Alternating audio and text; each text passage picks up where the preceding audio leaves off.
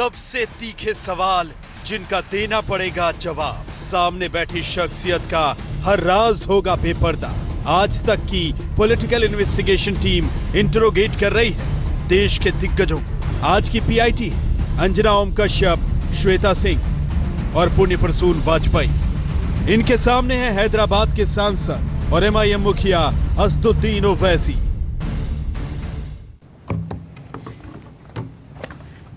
असदुद्दीन ओवैसी साहब, मजलिस-ए-इत्तेहादुल मुसलमीन, यही है पार्टी का नाम जी। ऐसा क्या है कि बीते 24 घंटों से लग रहा है कि एक पार्लियामेंट्री नहीं बल्कि एक धर्म को लेकर बोलने वाला शख्स अपने आप को इस देश में खोज रहा है कि उसे लग रहा है कुछ अन्याय हुआ है।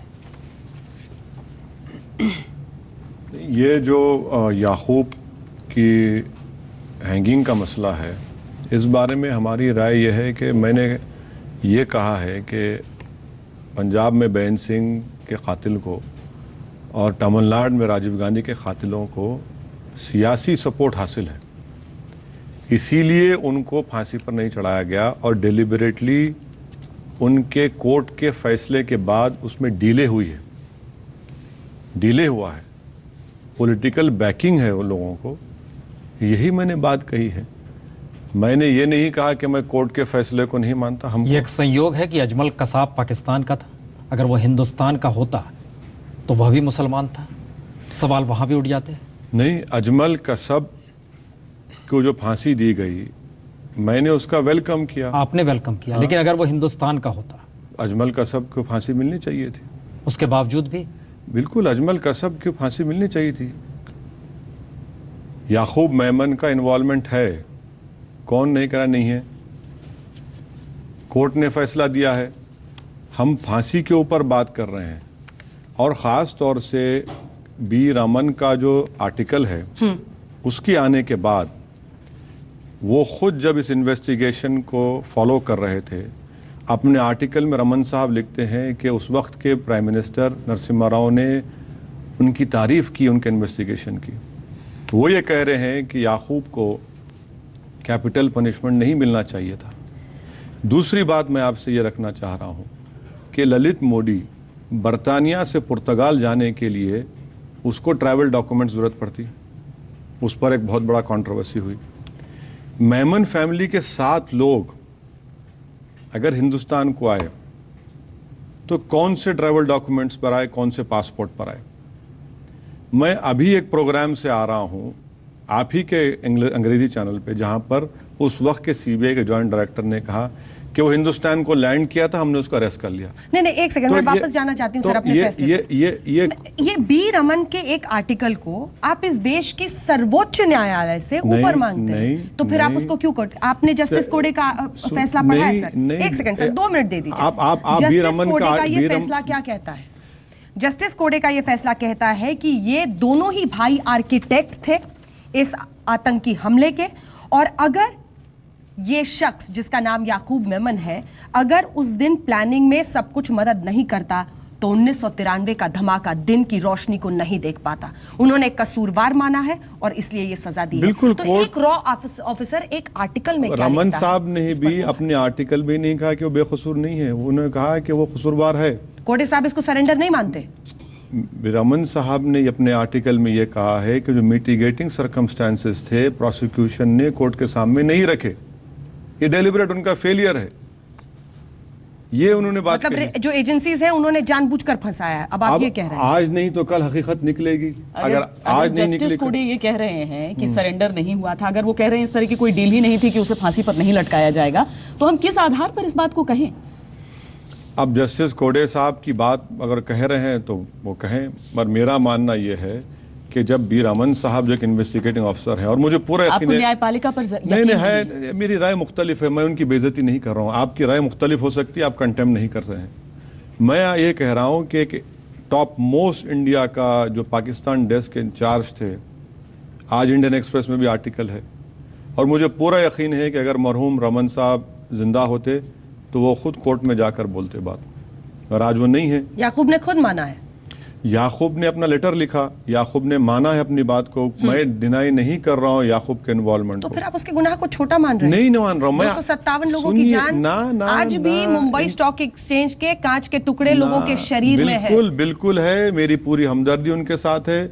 जाहिर है मैं और आप उनकी तकलीफ को महसूस भी नहीं कर सकते, मगर मैं आपसे ये अर्ज करना चाह रहा हूँ कि 92 दिसंबर 93 जनवरी में 1000 लोग मारे गए, जिसमें हिंदू लोग भी थे 950,000 के करीब। उनका क्लोजर क्या हुआ? मुट्ठी भर लोगों को भी सजा नहीं हुई। 31 पुलिस अफसरों के खिलाफ गंभीर आरोप थे, जिसमें मर्डर का चार्ज था, तमाम बरी हो गए। श्री कृष्णा कमीशन ने रिपोर्ट में कहा कि ओरिजिनल सिन और गुनाह जो था वो बाबरी मस्जिद की शहादत का था। 92 से हम 2015 में आ गए। अब तक जो आरोपी हैं डिप्टी प्राइम मिनिस्टर बन गए, कोई अब तो गंगा की सफाई की जिम्मेदारी उनके पास है। तो याकूब को फांसी से बख्शने की बिना क्या है?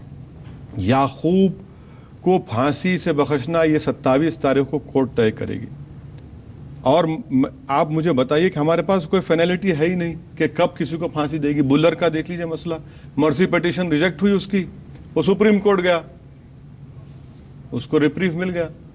क्यों रिप्रीव मिला ना उसको? मैं ये कह रहा हूँ कि ना, यही तो कह रहा हूँ कि 27 तारीख को हमको मालूम होगा सुप्रीम कोर्ट क्या फैसला आप कहीं से भी ये सजेस्ट नहीं कर रहे हैं कि मजहब ही वो बिना है? हरगिज नहीं है। देखिए मैं हरगिज नहीं है, मैं आपसे सिर्फ यही कह रहा हूं कि बेन सिंह का जो कातिल है उसको फांसी इसलिए नहीं दी गई क्योंकि वहां रूलिंग पार्टी उसको सपोर्ट कर रही है। तमिलनाडु में भी वही है, रूलिंग पार्टी सपोर्ट कर रही है। इसको मजहब से जो मैं नहीं जोड़ तो उस रहा। भाषण के आखिरी लाइन में आप क्या रहे हैं जब आप कहते हैं कि मजहब के आधार पर फांसी देना बंद करो? हाँ, वो भी दहशतगर्द है, ये भी दहशतगर्द है। तो मजहब है ना, मजहब नहीं, आप मजहब के नाम पे तफरका मत करिए, मजहब के नाम पर डिवाइड मत करिए। तो आप याकूब मेमन को मजहब के नाम में आप मुकर रहे हैं अपनी बात से? नहीं, मुकर नहीं रहा हूं मैं। ये कह रहा हूं कि मजहब और रीजनलिज्म जब बीच में आ जाता है तो बेन सिंह के कातिल को बख्श दिया गया और याकूब मेमन को दिया जा रहा है। सुनिए, बेन सिंह के पोतरे, उनके ग्रैंडसन जो पार्लियामेंट मुझसे मिले, उन्होंने कहा कि ओवैसी तुम सही कह रहे हो। मैं ऑन रिकॉर्ड आपसे कह रहा हूं। मेरे सवाल से मत भटकिए सर। मेरा सवाल आपसे यह है कि आपने कहा मजहब के आधार पर फांसी देना बंद। मैंने हरगिज नहीं कहा कि मजहब की बुनियाद पर उसको फांसी दी जा रही है। मैंने कहा कि पॉलिटिकल सियासी बैकिंग है लोगों को। मैंने अपनी तकरीर में पहले तो वो जुमला अदा किया कि ये आर्टिकल छपा एक न्यूज पोर्टल में और मैं उससे मुत्तफिक हूं, जिसमें उन्होंने तमाम बातें लिखी। अब आप उनको क्या कहेंगे? क्या वो भी मजहब के नाम पे लिख रहे? नहीं वैसी साहब, हमें लग रहा है, देखिए जो आज जिस आर्टिकल का आप जिक्र कर रहे हैं, रमन साहब ने जो लिखा है। नहीं, मैं आर्टिकल का जिक्र कर रहा हूँ जगन्नाथ साहब का जो फर्स्ट पोस्ट में आया था। ठीक कह रहे हैं, हम जगन्नाथ साहब का भी कह रहे हैं, हम ज्योति पुनवानी का भी कह रहे हैं, हम रमन साहब का भी लेकर बैठे हैं। मसला ये नहीं है। मसला इस देश में ये हो गया, जैसे ही आपने इस बात का जिक्र किया, पहली बार ऐसा लग रहा है इस देश में कानून का राज नहीं है। पॉलिटिशियंस कानून को अपनी हथेली पर नचाते हैं। पॉलिटिशियन जिसे चाहे अपने मौका और फायदे के मद्देनजर फांसी के तख्ते तक किसी को भी पहुंचा सकते हैं। मैसेज आपके पूरे भाषण और आपके विरोध के भीतर से ये झलक रहा है। क्या ये सच है? ये स्थिति इस देश के भीतर है क्या? पंजाब और तमिलनाडु की मिसाल अगर आप देखेंगे और जो डिले हुआ सेंट्रल गवर्नमेंट की तरफ से इनकी मर्सी पिटीशन में, तो यकीनन पॉलिटिकल पार्टीज ने ये गेम खेला है।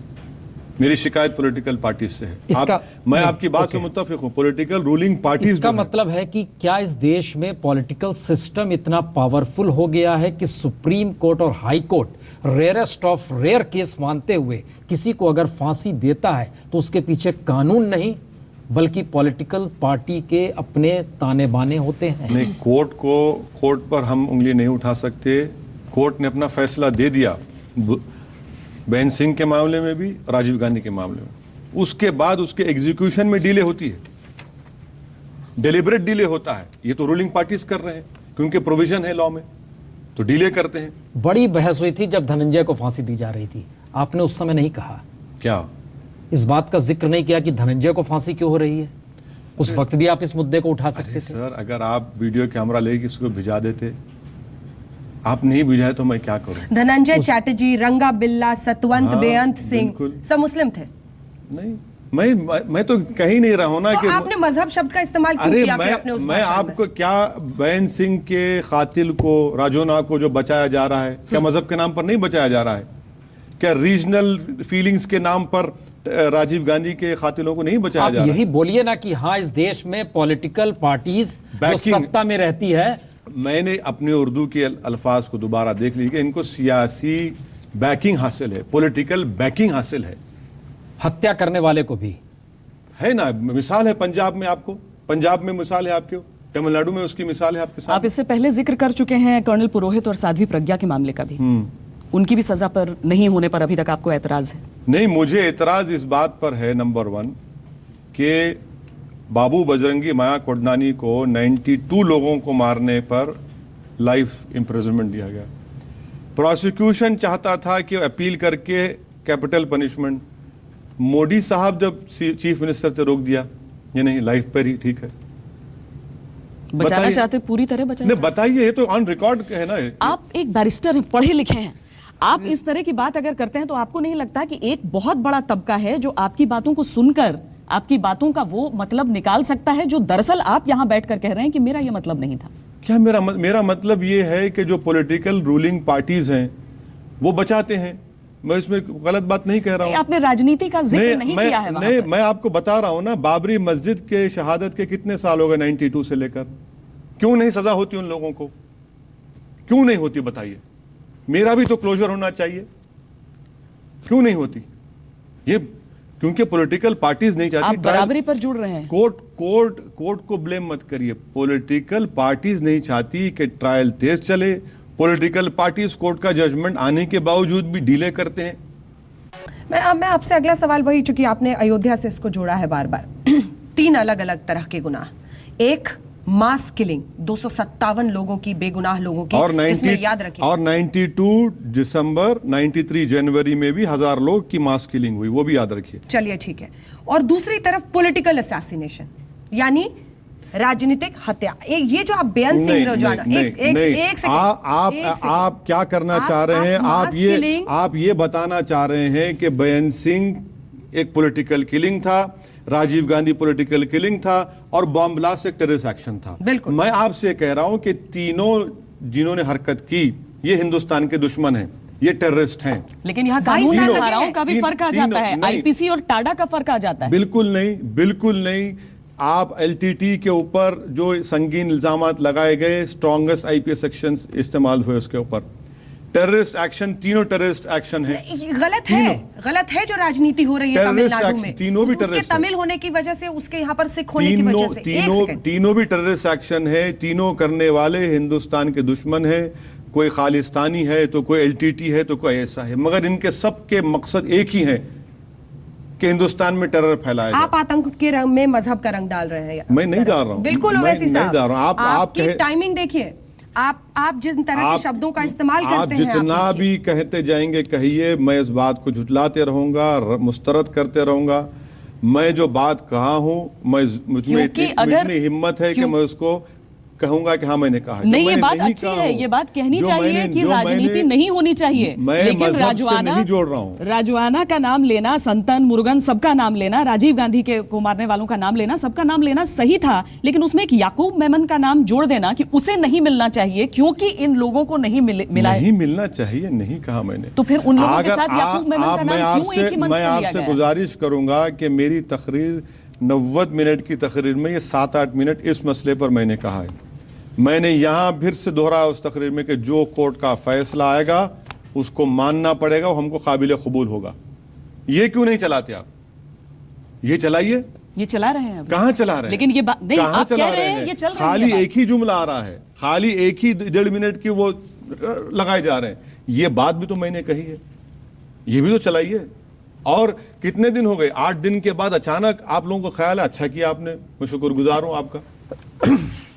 ओवैसी साहब, एक मैसेज है इस पूरी बहस में जो आप लगातार कह रहे हैं, आप सत्ता में नहीं हैं। गुजरात से मोदी निकले, आप जब नाम लेते हैं गुजरात में जो कुछ हुआ, आप 84 का भी जिक्र करते हैं जो मैसेकर दिल्ली में हुआ और देश ने देखा, आप उसका जिक्र भी करते हैं। आप बाबरी मस्जिद का जिक्र भी करते हैं। आपके साथ एक पॉजिटिव चीज़ इस मौजूदा वक्त में इस देश के भीतर ये है, जो मौलाना साहब के साथ भी हुआ करती थी आज़ादी के बाद, मौलाना अब्दुल कलाम आज़ाद के साथ उस समय जो भी थी, जब नेहरू ने उन्हें रामपुर भेज दिया था चुनाव लड़ने के लिए और उन्होंने विरोध किया था, मैं मुस्लिमों का नुमाइंदा नहीं हूँ, मैं इस देश का हिस्सेदार हूँ।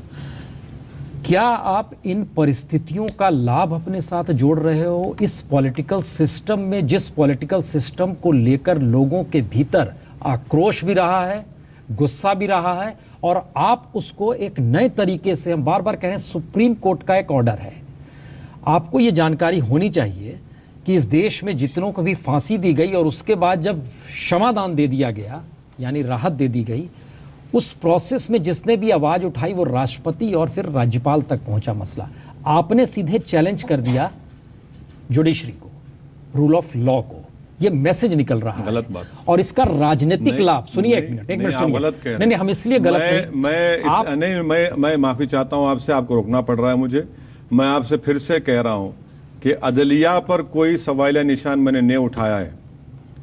मैं अदलिया पर कोई, आप ठीक कह रहे हैं, आपने नहीं उठाया है, लेकिन इस देश में सत्ता साहब किसकी मुझे है? ये बताइए, सुप्रीम कोर्ट ने फैसला दिया था बुल्लर के बारे में, नहीं, आप एक बुल्लर के बारे में फैसला दिया था, ठीक है, उसके बाद मर्सी पिटीशन हुई, ठीक है, रिजेक्ट हुई, फिर वो गया, वो कोर्ट से मिल गया उसको, कोर्ट से मिल गया। मैं ही तो कह रहा हूं कि फाइनलिटी कहां है अभी? नहीं हम ये नहीं कह रहे हैं, हम ये नहीं कह रहे हैं, और मैं अदालत के ऊपर, हम अदालत का जिक्र नहीं कर रहे हैं, हम बता रहे हैं, कह रहे हैं, मैंने नहीं किया, हम दूसरी बात कह रहे हैं, हम बोल रहे हैं इस देश में जिसके हाथ में सत्ता है आप उसे चैलेंज कर रहे हैं, इनकार है इससे, पॉलिटिकल बैकिंग कर रहे हैं, जिनके पास मौजूदा वक्त में सत्ता है आप उसे पॉलिटिकली चैलेंज कर रहे हैं। बिल्कुल, जिनके पास पॉलिटिकल पावर है वो बचा रहे हैं अपने लोगों को, जिनको फांसी हो गई थी उनको बचाया, जो जेल में है उनको बचा रहे हैं, जिन पर मुकदमा चल रहा है उनको बचा रहे हैं, ये सब हो रहा है। तो राजीव गांधी के असैसिन्स का आपने जिक्र किया है खास तौर पर और कहा है उनको भी फांसी नहीं हुई है।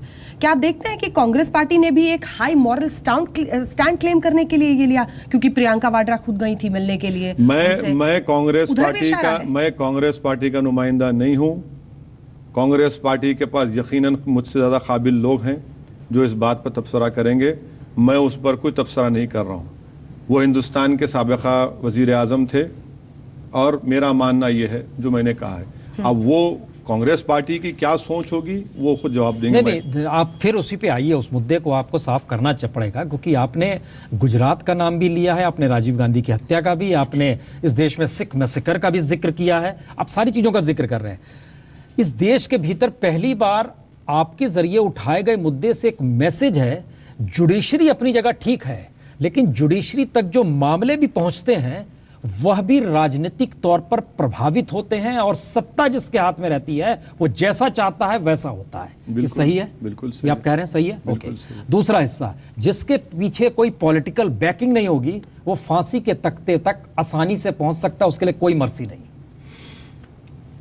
अभी मिसाल दी गई तो उसमें तो पॉलिटिकल कोई नहीं है। बिल्ला रंगा का हम बच्चे थे, दिल्ली हम सुने थे जी। मगर जो केसेस बेन सिंह का है, राजीव गांधी का है, तो यकीनन वहां पॉलिटिकल सपोर्ट है। अच्छा ठीक है, नहीं ठीक है, आप ठीक कह रहे हैं। देखिए दूसरा हिस्सा, दो केस हैं, 1959 भारतीय नौसेना के अधिकारी कवास मानेकशा नानावटी, दूसरा केस है शमीम रहमानी जो महिला है 1968। दोनों को सुप्रीम कोर्ट ने फांसी की सजा दी, दोनों को राहत मिल गई राज्यपाल के जरिए। इस बीच में जो उत्तर प्रदेश और महाराष्ट्र में जो आवाज उठी थी उसमें इस बात का जिक्र किया गया था कि इन्हें नहीं दी जानी चाहिए फांसी, इसके लिए पॉलिटिकल तौर पे मैसेज नहीं था, ये राज्यपाल से आग्रह किया गया था। और उस समय राज्यपाल महाराष्ट्र की जो थी नेहरू की सिस्टर हुआ करती थी, बहन थी उनकी, विजयलक्ष्मी पंडित। और 1968 में चिन्ना रेड्डी साहब यहाँ पर थे, 75 में उत्तर प्रदेश में। हमारा सवाल खाली ये है, आप जो जनता के बीच में जब तकरीर कर रहे हैं और आप पॉलिटिकल सिस्टम पर सवालिया निशान उठा रहे हैं, इसका मतलब बहुत साफ है, आपकी रुचि उसी पॉलिटिक्स में है जिसमें एक तरफ आप खड़े हों और दूसरी तरफ मोदी जी खड़े हों। इनकार है इससे। आज अखबार एशियन एज में मेरे दोस्त मनीष तिवारी का एक बेहतरीन आर्टिकल आया जी। मनीष तिवारी ने लिखा है कि 25 केसेस प्रणब मुखर्जी के पास आए, जिसमें से 23 को उन्होंने रिजेक्ट किया, 2 को कम्यूट किया। मनीष तिवारी ने एक अच्छा सवाल उठाया कि अगर प्रेसिडेंट ऑफ इंडिया कलाम होते, KR नारायण होते या प्रतिभा पाटिल होते तो क्या होता? कलाम साहब ने तो ओपनली कह दिया कि मैं मानता नहीं हूं कैपिटल पनिशमेंट को। KR नारायण का भी वही पोजीशन था। तो आप जो बात कर रहे हैं आर्टिकल 72, 74 की बात कर रहे हैं, आर्टिकल 72 और 74 की बात कर रहे हैं, तो यकीनन ये कॉन्स्टिट्यूशन में इसकी इजाजत है।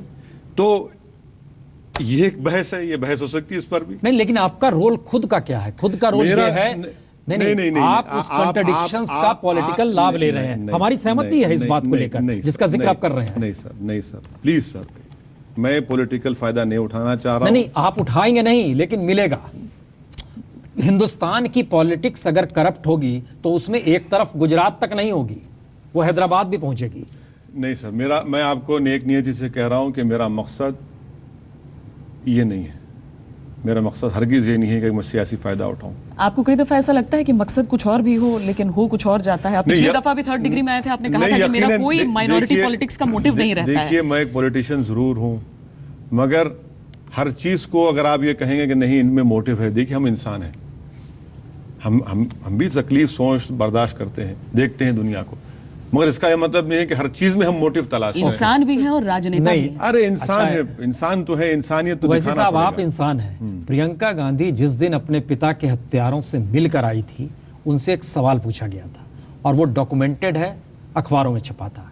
इंसान के नाते मिलने गई थी, एक बेटी के रूप में गई थी मिलने के लिए, समझने और देखने के लिए।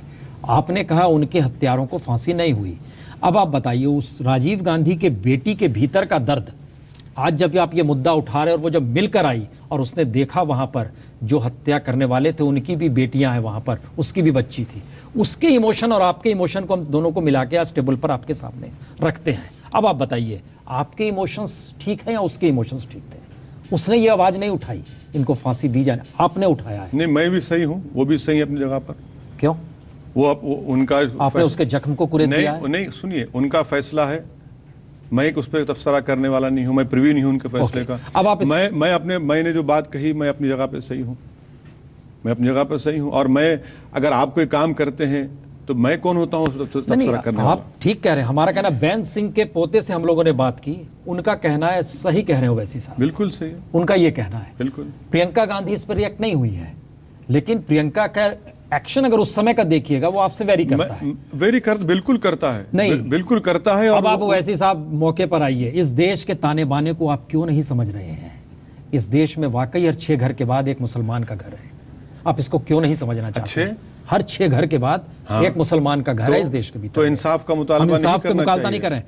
आप क्या डर के रहे? बिल्कुल डर के नहीं रहे, दब के रहे? बिल्कुल नहीं दब के रहे, बिल्कुल हुकूक का मुतालबा ना करें। बिल्कुल कीजिए। क्या करें फिर? तरीका क्या होगा? क्या तरीका क्या होगा? क्या तरीका होना चाहिए? तरीका क्या होगा? क्या तरीका होना चाहिए बताइए। आपको आखिर में रूल ऑफ लॉ पे जाना होगा या नहीं जाना होगा? बिल्कुल। आपको कॉन्स्टिट्यूशन पे जाना होगा कि नहीं? मैं आपसे तो यही तो कह रहा हूं ना कि रूल ऑफ लॉ तो फॉलो नहीं किया गया पंजाब, तमिलनाडु में। मैं आपसे यही कह रहा हूं कि रूल ऑफ लॉ फॉलो नहीं किया गया बाबरी मस्जिद की शहादत के बाद। मैं आपसे कह रहा हूं कि 92 और 93 में जो फसाद हुआ, मुंबई में 1000 लोग मारे गए, रूल ऑफ लॉ फॉलो नहीं किया गया। रूल ऑफ लॉ अगर होता तो असीम आनंद को बेल नहीं होती। रूल ऑफ लॉ होता तो मालेगांव में अब तक सजा हो जाती। आपको लगता है कि आप अगर सुप्रीम कोर्ट का दरवाजा इन तमाम मुद्दों को लेकर खटखटाएं तो सुप्रीम कोर्ट आपकी अर्जी खारिज कर देगा? जाएगा मसला सुप्रीम कोर्ट को, इंशाल्लाह जाएगा मसला, जरूर जाएगा। याकूब मेनन को फांसी दी जा रही है, उससे पहले इस देश में पुलिस रिफॉर्म होना चाहिए, उससे पहले इस देश का पॉलिटिकल सिस्टम ठीक करना चाहिए। सर, मैं कई मर्तबा प्रकाश सिंह कमेटी रिफॉर्म्स के बारे में बात किया हूं, मेरे कई स्पीचेस हैं, मुझे मौका दीजिए, मैं आपको भिजा दूंगा। नहीं, हम उस रिफॉर्म के बारे में जानते हैं। प्रकाश सिंह ने जो रिफॉर्म की पूरी रिपोर्ट दी है, स्टेट गवर्नमेंट्स क्यों एक्सेप्ट नहीं करती उसको? क्यों नहीं करते? यही तो कह रहे हैं, यही तो हम बोल रहे हैं ना कि करिए आप क्यों नहीं? क्योंकि पॉलिटिकल मास्टर्स नहीं चाहते कि पुलिस उनके हाथ से निकल जाए और पुलिस कठपुतली बनी रहे। नहीं तो ऐसी तमाम बातों के पॉलिटिकल मास्टर के सामने आप भी खुद को कमजोर महसूस कर रहे हैं। उत्तर प्रदेश, आप भी खुद को बहुत कमजोर महसूस कर रहे हैं। उत्तर प्रदेश की मिसाल ले लीजिए। बिल्कुल, उत्तर प्रदेश की मिसाल ले लीजिए कि कितने डीजीपीस 1.5 साल में 5 डीजीपीस बदल जाते हैं उत्तर प्रदेश में। आप और आप उस बार उस जटिलता को पकड़ना चाह रहे हैं जो हिंदुस्तान की पॉलिटिक्स में जनता जिससे परेशान है। हाँ, लेकिन हमारा कहना है आप उसी जनता के बीच जाके प्रोवोक करते हैं। याकूब मेनन, ये नाम आते ही लोग में सिरन दौड़ जाती है, इनको फांसी, उनको फांसी क्यों नहीं, इनको फांसी। अरे ये तरीका क्यों ठीक नहीं है और क्यों ठीक है ये आप तय नहीं करोगे? आपकी राय हो सकती है, मेरी राय नहीं है। मैं आपकी राय से मुत्तफिक नहीं हूं। आपको लगता है बिल्कुल सही है?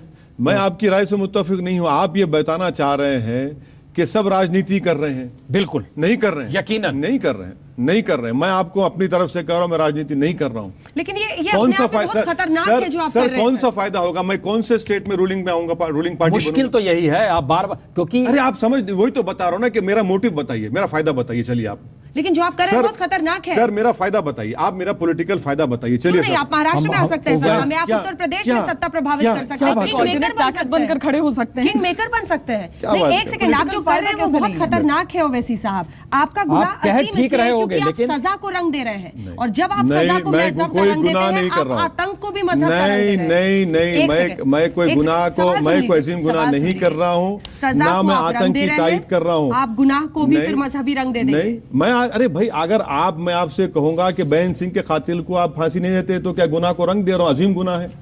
मैं आपसे मुतालबा कर रहा हूं कि जितने फसादात हुए उसमें खातियों को सजा नहीं हुई। हाशिमपुरा की बात आप कर रहे हैं। हमारा तो यही आखिर में कहना है कि कौन सी बात कब और कहां कही जानी चाहिए, ये सलीका अगर आएगा तो हर बात सुनी जाएगी। नहीं सर, मैं आपकी बात से मुत्तफिक नहीं हूं, मैं आपकी बात से मुत्तफिक नहीं हूं, और मुझे आप लोगों से कि कब किस वक्त क्या टाइमिंग की ट्रेनिंग लेने की जरूरत नहीं है। बिल्कुल नहीं, बिल्कुल नहीं है, और ये आवाम फैसला करेगी। आप अपने एयर कंडीशन जर्नलिस्ट कमरे में बैठ कर आप कैसे कह सकते हैं? आप कर सकते हैं, नहीं, आप कर सकते हैं। आपको तकलीफ क्यों हो रही? नहीं, हमें आप इतने सवालात किए, आप इतना जल्दी चराग पाओगे, इसलिए तकलीफ हो रही है। सुन लीजिए, इसलिए क्योंकि आपका पार्लियामेंट भी एसी में बैठ गया है। मुश्किल ये है, अरे सर, संसद में बैठे वह भी एसी में तब्दील हो गया। मेरी बात सुनिए, मैं जो राजनीति करता हूं ना, ये एयर कंडीशन कमरों में बैठकर नहीं करता हूं। मैं नहीं करता हूं। मैं आपसे बार बार कह रहा हूं, आइए। हम भी इसीलिए जो रिपोर्ट करते हैं वो हम बार बार बोल रहे हैं कि समाज के ढांचे को समझिए। आइए सर, हम भी धूप में, बारिश में, सर्दी में बहुत जुल्म सहते हैं, बहुत तकलीफ उठाकर। हर कोई सह रहा है, बिल्कुल कर रहे हैं। मुश्किल ये, मगर ये इस देश को तो समझिए। ये बैठकर आप नहीं बोल सकते। यहाँ पर टाइमिंग्स देख लीजिए। आपकी कॉन्स्टिट्यूंसी इस देश में अगर 16 करोड़ लोग हैं तो दूसरे की कॉन्स्टिट्यूंसी 40 करोड़ है, किसी की 50 करोड़ है, मुझे 16 करोड़ तक महदूद कर रहे हैं। आप बार-बार उस दिशा में जा रहे हैं। आप मुझे क्यों महदूद कर रहे हैं 16 करोड़ इसलिए कह रहे हैं पूरा मुल्क मेरी कॉन्स्टिट्यूंसी है, पूरा मुल्क मेरी कॉन्स्टिट्यूंसी है सर। अगर पूरा मुल्क आपकी कॉन्स्टिट्यूंसी है तो किस शख्स की पूरी मुल्क के साथ कॉन्स्टिट्यूंसी नहीं जुड़ी हुई है? प्राइम मिनिस्टर मोदी के साथ नहीं जुड़ी है? उनका पूरा मुल्क कॉन्स्टिट्यूंसी नहीं है? वो पूरे मुल्क के प्राइम मिनिस्टर हैं। पूरे मुल्क के प्राइम मिनिस्टर हैं। पूरे मुल्क के प्राइम मिनिस्टर। गुजरात में जब थे तो पूरा गुजरात उनके साथ था, 6 करोड़ का जिक्र करते थे। पूरे मुल्क के प्राइम मिनिस्टर हैं वो। मैं पूरे मुल्क में एक सिटीजन हूं। फिर आपने, पूरे मुल्क में मेरा हक है। आपका भी हक है, सबका हक है ना? बिल्कुल सही है। तो फिर पॉलिटिक्स कहां पर हो रही है? पॉलिटिक्स कौन कर रहा है? जो रूलिंग पार्टी है। तो रूलिंग पार्टी, जितने रूलिंग पार्टीज हैं वो सब पॉलिटिक्स कर रहे हैं। नहीं देख रहे हैं, इसका मतलब है यानी जो सत्ता में रहेगा। फैसला करिए, हम तो फैसला करें। आप बताइए आपके दिल में क्या है? जो रूलिंग पार्टीज हैं, बताइए सर। कांग्रेस की 15 साल हुकूमत रही महाराष्ट्र, सुनिए महाराष्ट्र बिल्कुल सही आप कह रहे हो, बिल्कुल आप सही कह रहे हो, हम यही तो कह रहे हैं। हम यही, मैं आपसे, जो सत्ता में रहेगा, पॉलिटिकल बैकिंग इन तमाम को, जो सत्ता में रहेगा वो पूरे मुल्क को रिप्रेजेंट नहीं करेगा। मैसेज ये है, ईमानदारी से काम करने की जरूरत है और डिस्पैशनेटली काम करने की जरूरत है, इंसाफ करने की जरूरत है। हकदार को उसका हक दे दो, इंसाफ और अमन पैदा हो जाएगा। ये चीज को याद रखिए। ये तो हर पार्टी के मेरे ख्याल से कॉन्स्टिट्यूशन में लिखा हुआ है। हर पार्टी जो बात आपने कह दी, हम बोल रहे हैं, आप साफ गोई से क्यों नहीं कहते हैं जो सत्ता में रहेगा वो उसके लिए पूरा मुल्क नहीं है, सत्ता में बने रहना महत्वपूर्ण है। आपकी सत्ता हैदराबाद में सिमट गई। नहीं सर, मैं सत्ता में नहीं हूं, मैं अपोजिशन में। का दायरा अपनी अपनी कहां है? मुल्ला की दौड़ मस्जिद तक। एक नमक का कंकर हूं सर मैं कहां सत्ता में आ सकता हूं? मुझे मालूम, खाने का जायका नमक ही तय करता है। ठीक है, चलिए मिला लीजिए फिर आप, और घुलाइए मत हमको। शुक्रिया आपका, बहुत बहुत शुक्रिया।